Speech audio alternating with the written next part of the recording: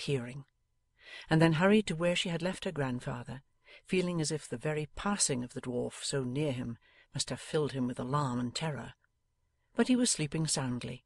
and she softly withdrew. As she was making her way to her own bed, she determined to say nothing of this adventure, as upon whatever errand the dwarf had come, and she feared it must have been in search of them, it was clear by his inquiry about the London coach that he was on his way homeward, and as he had passed through that place, it was but reasonable to suppose that they were safer from his inquiries there than they could be elsewhere.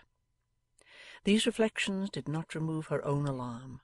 for she had been too much terrified to be easily composed, and felt as if she were hemmed in by a legion of Quilps, and the very air itself were filled with them.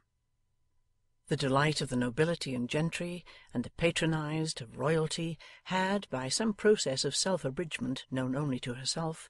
got into her travelling bed, where she was snoring peacefully, while the large bonnet, carefully disposed upon the drum, was revealing its glories by the light of a dim lamp that swung from the roof.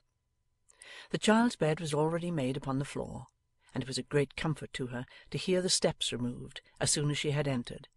and to know that all easy communication between persons outside and the brass knocker was by this means effectually prevented.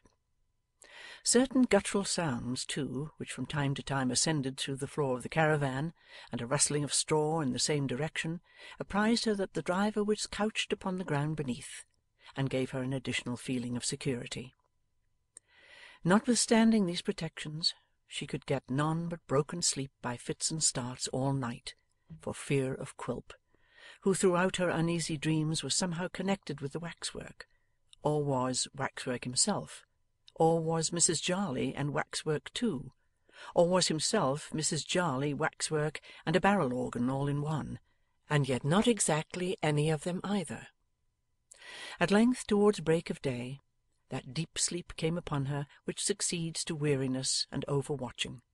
and which has no consciousness but one of overpowering and irresistible enjoyment. End of chapter 27.